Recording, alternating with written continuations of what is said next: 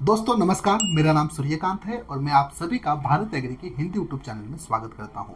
आज के वीडियो में मैं आपको तरबूज की खेती के बारे में जानकारी बताने वाला हूं और मैं खासकर आपको बताने वाला हूं कि तरबूज की फसल में हम किस तरह से तरबूज का जो फल है उसका आकार, उसका रंग और उसकी मिठास बढ़ा सकते हैं। अगर आपके पास तरबूज की फसल है तो खासकर आपके लिए ये वाला वीडियो बहुत महत्वपूर्ण होने वाला है। मेरी आपसे एक राय है कि वीडियो अंत तक देखें और वीडियो के आखिर में अगर जानकारी आपको पसंद आती है तो इस वीडियो को आपके अन्य तरबूज उत्पादक किसानों के साथ जरूर शेयर कीजिए। चलिए आपका बिना वक्त जाया किए आज के वीडियो के लिए शुरू करते हैं। देखिए दोस्तों, मैं आपको पहले ही बताना चाहता हूं कि अगर आप ये सोचकर आए हो कि तरबूज की फसल में आपको कोई ऐसा एक छिड़काव सुनने को मिलेगा जिसके कारण आपके तरबूज के फल का आकार बढ़ेगा, कलर अच्छा होगा, चमक आएगी या फिर मिठास बढ़ेगी, तो आप गलत जगह आए हो। क्योंकि ऐसा कोई एक छिड़काव नहीं है जो आपको तुरंत रिजल्ट दिखाए, जिसकी वजह से आपको तुरंत रिजल्ट दिखाई देते हैं। आपको तरबूज की खेती में शुरुआत से लेके आखिर तक सभी तरीके से सभी चीजों का ख्याल रखना जरूरी है, तभी आपको आकार, वजन, मिठास और चमक में रिजल्ट दिखाई देंगे। और मैं आपको यही सारी चीजें बताने वाला हूँ।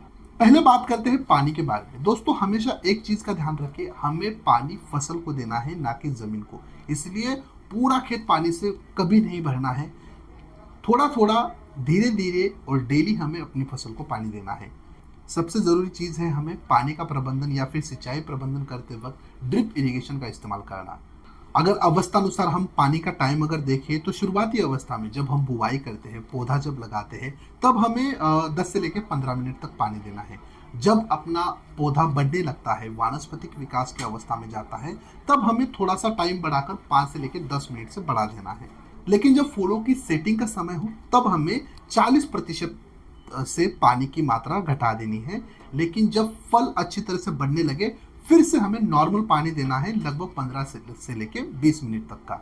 ध्यान रखिए, हमेशा हमें अपनी तरबूज की फसल को सुबह या फिर शाम को पानी देना है, कड़ी धूप में पानी नहीं देना है।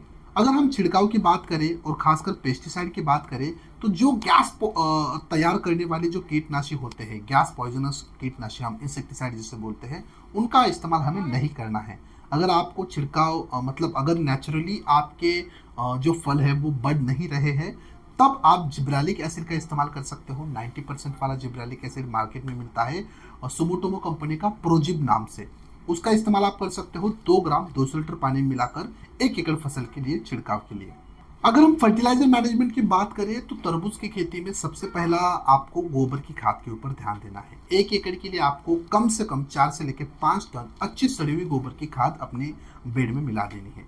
उसके बाद आती है बेसल डोज की बात। बेसल डोज में आपको क्या मिलाना है? नीम की खली 200 किलोग्राम, डीएपी आपको 75 किलोग्राम लेना है, पोटाश की मात्रा आपको 50 किलोग्राम लेनी है, सल्फर जो दानेदार सल्फर आता है वो आपको 10 किलोग्राम लेना है, मैग्नीशियम सल्फेट आपको 5 किलोग्राम लेना है और ग्रैन्यूल वाला मिक्स मैक्रोन्यूट्रिया में 5 किलोग्राम लेना है।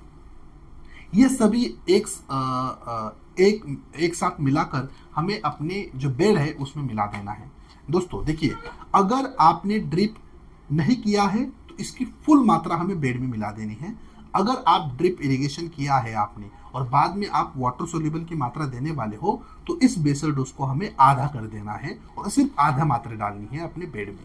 अगर हम फर्टिलाइजर मैनेजमेंट में ड्रिप से बात करें, यानी ड्रिप से कौन से फर्टिलाइजर हमें चलाने हैं, तो अवस्था अनुसार उनकी ग्रेड्स अलग अलग होती है। जैसे कि मान लीजिए कि वानस्पतिक विकास में शुरुआती अवस्था में आपकी तरबूज की फसल है तो आपको 19-19-19 5 किलोग्राम या फिर 12-61-0 5 किलोग्राम अल्टरनेट करके ये ग्रेड का इस्तेमाल करना है और इसे हर 3 से लेकर 4 दिन के अंतराल पर अपनी फसल को देना है। जब आपकी फसल फूल और फल की अवस्था में आ जाएगी तब आपको 13-40-13 5 किलोग्राम या फिर 13-0-45 5 किलोग्राम अल्टरनेट करके एक बार ये इस्तेमाल कीजिए, एक बार दूसरा इस्तेमाल कीजिए। इस तरह से अपने को ये ग्रेड भी हर 3 से लेकर 4 दिन के अंतराल पर 1 एकड़ के हिसाब से अपनी फसल को देनी है।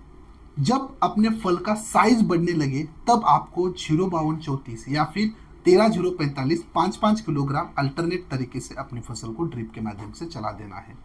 और जब अपनी फसल मैच्योरिटी अवस्था में आ जाए, यानी रंग बनने लगे, अंदर का जो गुर्दा है वो लाल बनने लगे या फिर मिठास बढ़ने लगे, उस अवस्था में यानी पक्वता अवस्था में हमें 0050 5 किलोग्राम या फिर पोटेशियम सोनाइट 5 किलोग्राम अल्टरनेट तरीके से अपनी फसल को ड्रिप के माध्यम से चला देना है एक एकड़ के लिए। ध्यान रखिए, 2 फर्टिगेशन के बीच का जो समय है वो 3 से लेकर 4 दिन का होना चाहिए। दोस्तों ये सिर्फ एनपीके का मैंने आपको बताया है। इसी के साथ हमें हर 15 दिन के अंतराल पर मैग्नीशियम सल्फेट 5 किलो ड्रिप के माध्यम से अपनी फसल को देना है। हर 21 दिन के अंतराल पर कैल्शियम नाइट्रेट 5 किलो, साथ ही बोरॉन 500 ग्राम हमें 1 एकड़ फसल के लिए ड्रिप से चला देना है। माइक्रोन्यूट्रिएंट मिक्सचर हमें 500 से लेकर 1 किलोग्राम हर 30 दिन के अंतराल पर 1 एकड़ फसल के लिए ड्रिप से चला देना है।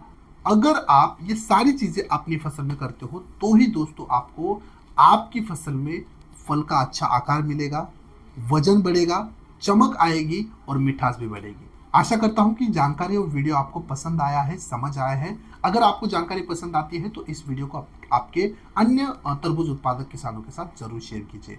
अगर आपको वीडियो में बताई गई सारी कृषि दवा ऑनलाइन घर बैठे खरीदी करनी है तो डिस्क्रिप्शन बॉक्स में मैंने भारत एग्री ऐप का लिंक डाला है, उसके ऊपर क्लिक कीजिए और घर बैठे ये सारे कृषि दवा ऑर्डर कीजिए।